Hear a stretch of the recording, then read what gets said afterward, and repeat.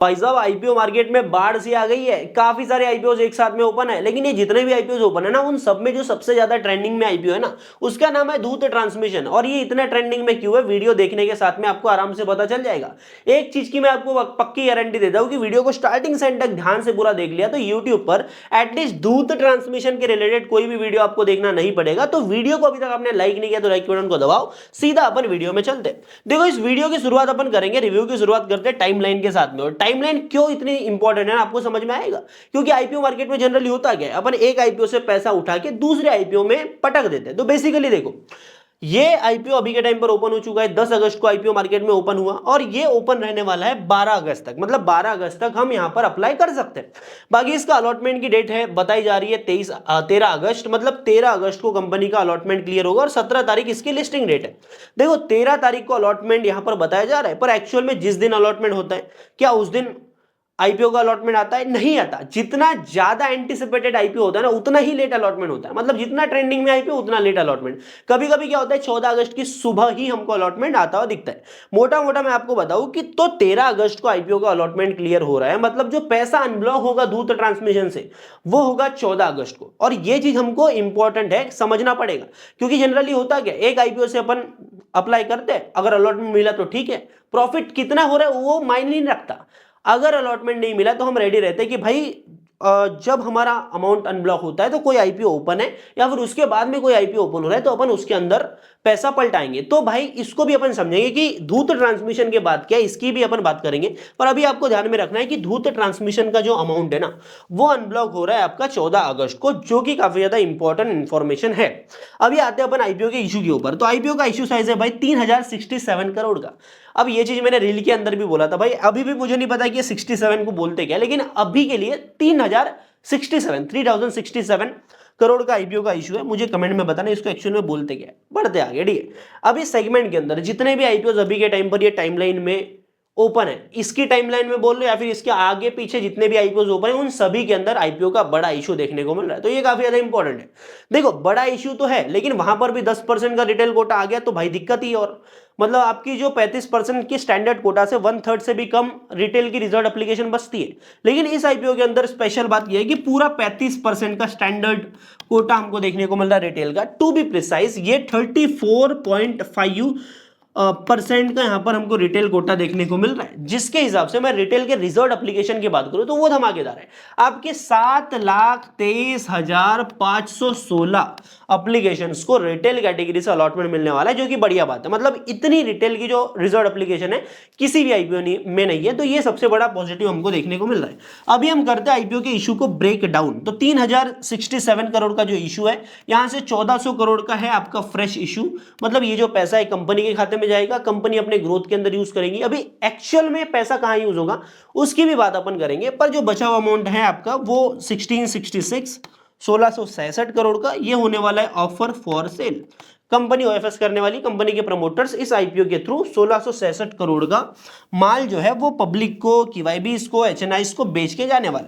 अभी इस नंबर को अपन रखते हैं, 1400 करोड़ का जो फ्रेश इशू है, ये पैसा कंपनी कहां यूज करेगी, इसको समझने से पहले हमें कंपनी के बिजनेस को डिकोड करना पड़ेगा। तो भाई साहब हमें कंपनी के बिजनेस को समझना है, तो एज ऑलवेज हम आते कहां पे, कंपनी की ऑफिशियल वेबसाइट के ऊपर। तो अपन कंपनी की ऑफिशियल वेबसाइट के ऊपर आ चुके हैं और यहां पर ये लिख रहे हैं the electrical backbone of global mobility. तो ऑटोमोबाइल से रिलेटेड कंपनी है। बेसिक इंफॉर्मेशन मैं आपको दूं तो 1998 के अंदर ये जो कंपनी है धूत ट्रांसमिशन, ये इनकॉर्पोरेट हुई थी। ये एक इलेक्ट्रिकल एंड इलेक्ट्रॉनिक्स कंपनी है, ठीक है। इलेक्ट्रिक कंपोनेंट्स बनाते हैं, जहां पर ये ऑटो सेक्टर को और नॉन ऑटो दोनों ही सेक्टर्स को ये कहीं ना कहीं अपने जो प्रोडक्ट्स है, जो इलेक्ट्रॉनिक इक्विपमेंट्स है, प्रोडक्ट्स है, वो सेल करते हैं। सबसे इंपॉर्टेंट जो इनका बिजनेस आता है ना, वो आता है इंटीग्रेटेड वायरिंग हार्नेसेस से। ये जो वायरिंग हार्नेसेस होते हैं ना, ये इनको डिजाइन भी करते हैं, इंजीनियर करते हैं, मैन्युफैक्चरिंग और सप्लाई, पूरा काम यही देखते हैं।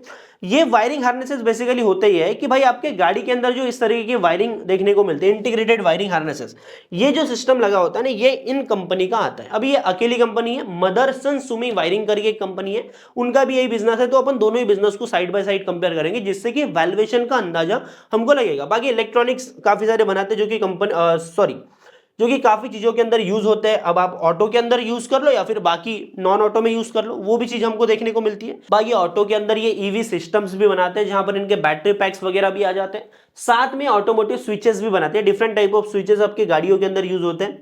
तो काफी सारे फेमिलियर स्विचेस देखने को मिल रहे हैं, मेरी गाड़ी में तो नहीं है भाई इसमें से कोई भी, ठीक है। तो इस तरीके के स्विचेस कंपनी जो है वो बनाती है। तो बेसिकली ये कंपनी का बिजनेस है। अभी अपन आते हैं वो 1400 करोड़ वाला चीज जो है उसको डिकोड करने पे। तो ये जो 1400 करोड़ रुपए कंपनी मार्केट से उठा रही है, यहां से मेजर पैसा 1400 करोड़ रुपए में से आपका जो लगभग 464 करोड़ है ना, वो कंपनी की जो खुद की कंपनी है उसके आउटस्टैंडिंग बोरोविंग्स के रीपेमेंट और प्री पेमेंट के अंदर जाने वाले, मतलब कंपनी अपना बोरोविंग पेमेंट करने वाली है। ऑलरेडी कंपनी के ऊपर उतनी ज्यादा बोरोविंग नहीं है, बोरोविंग कंट्रोल में ही है, debt to equity ratio control में ही है। पर ये बोरोविंग पेमेंट के साथ में क्या होगा, कंपनी का इंटरेस्ट पेमेंट कम हो जाएगा।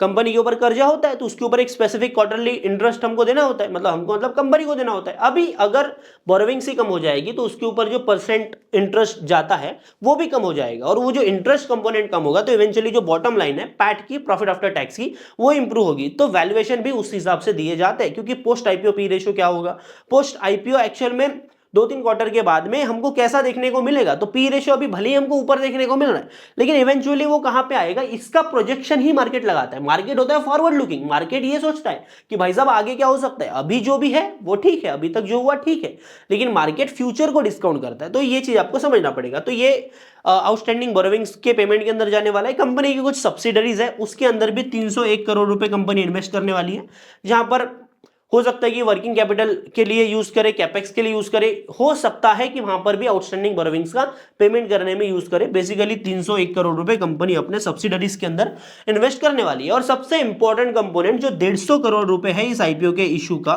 वो पैसा कंपनी यूज करने वाली है अपनी 2 वायरिंग हार्नेस मैन्युफैक्चरिंग फैसिलिटी को सेटअप कर रहे हैं। मतलब वायरिंग हार्नेसेस वाला जो ये काम करते हैं ना, इंटीग्रेटेड वायरिंग हार्नेसेस मैन्युफैक्चरिंग जो करते हैं, उसके लिए 2 नई फैसिलिटीज ये सेटअप करेंगे। इससे बेसिकली होगा ये कि कंपनी एक्सपेंशन कर रही है। एक्सपेंशन कर रही है मतलब इवेंचुअली कंपनी के नंबर्स के अंदर वो आने वाले जो क्वार्टर से उनके अंदर देखने को मिलेगा। तो ये जो 2 सेटअप किए जा रहे हैं, पहला हरियाणा के अंदर झाझर के अंदर ये लगा रहे हैं, और दूसरा होसूर तमिलनाडु के अंदर ये अपना मैन्युफैक्चरिंग फैसिलिटी वायरिंग हार्नेसेस का सेटअप कर रहे हैं। तो ओवरऑल जो 1400 करोड़ रुपए कंपनी यूज कर रही है, इन फ्यूचर कंपनी के बैलेंस शीट को मजबूत करने वाला ही काम हमको देखने को मिल रहा है। अभी फाइनली आते हैं अपन कंपनी के नंबर्स के ऊपर। सबसे पहली बात, अभी इसको अपन मदरसन सुमी वायरिंग के साथ में भी कंपेयर करेंगे तो हमको थोड़ा वो ध्यान रखना है।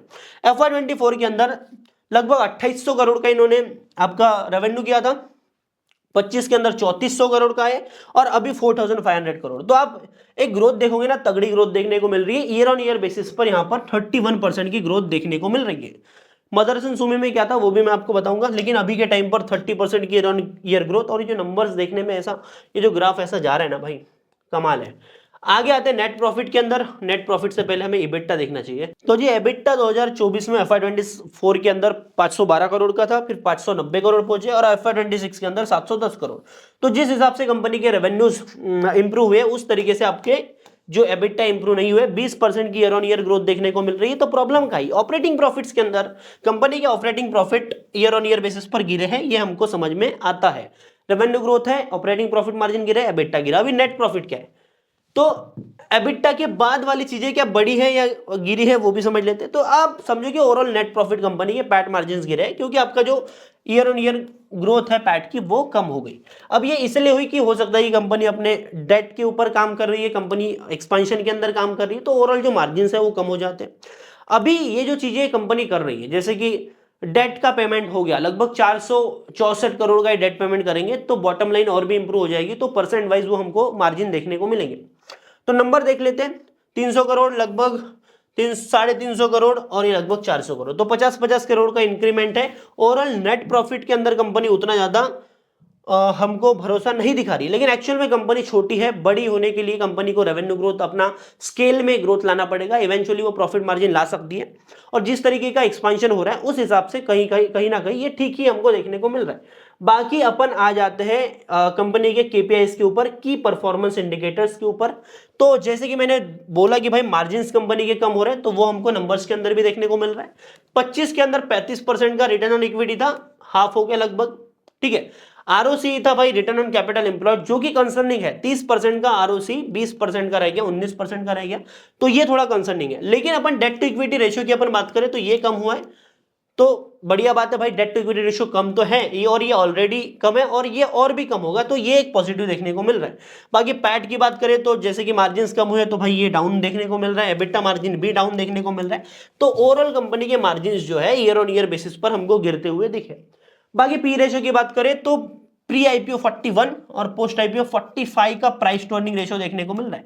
अभी मैं मदरसन सुमी वायरिंग की बात करूं तो मदरसन सुमी वायरिंग के अंदर जो चीज हमको देखने को मिल रही है, मार्जिन वाली हमने बात किया था, तो मदरसन सुमी वायरिंग के अंदर आपका 23% का ईयर ऑन ईयर बेसिस के ऊपर हमको रेवेन्यू ग्रोथ देखने को मिल रही है। और मैं प्रॉफिट की बात करूं, ईयर ऑन ईयर बेसिस पर प्रॉफिट की बात करूं तो 3% की ग्रोथ है।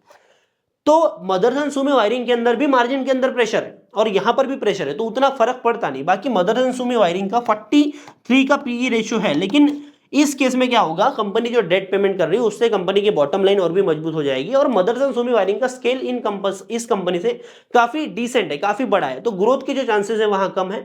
और मार्केट ग्रोथ को डिस्काउंट करता है, फ्यूचर को डिस्काउंट करता है, तो उसके हिसाब से जो सेम पी रेशियो हमको देखने को मिल रहा है उस पर भी प्रॉफिट के चांसेस हमको दूध ट्रांसमिशन के अंदर इजीली देखने को मिल रहा है। ठीक है, 17,800 करोड़ की ही कंपनी बन रही है, तो कुछ इस तरीके का हमको खेल देखने को मिल रहा है। बाकी मैं ग्रे मार्केट प्रीमियम की बात करूं तो हमको 30% का जीएमपी देखने को मिल रहा है। अभी मैं ये नहीं बोल रहा हूं कि भाई 30% पूरा का पूरा आपको प्रॉफिट देखने को मिले, वैल्यूएशन उतने अट्रैक्टिव नहीं है, तो हो सकता है कि 30% के नीचे भी हमको कहीं ना कहीं लिस्टिंग देखने को मिले। लेकिन प्रॉब्लम ये है ना कि कोई भी आईपीओ, देखो दो चीजों को हमें मैनेज करके चलना होता है, पहला तो जीएमपी, और कभी ना कभी क्या होता है जीएमपी के हिसाब से हमको लिस्टिंग देखने को मिलती है सेगमेंट में सबसे अच्छा।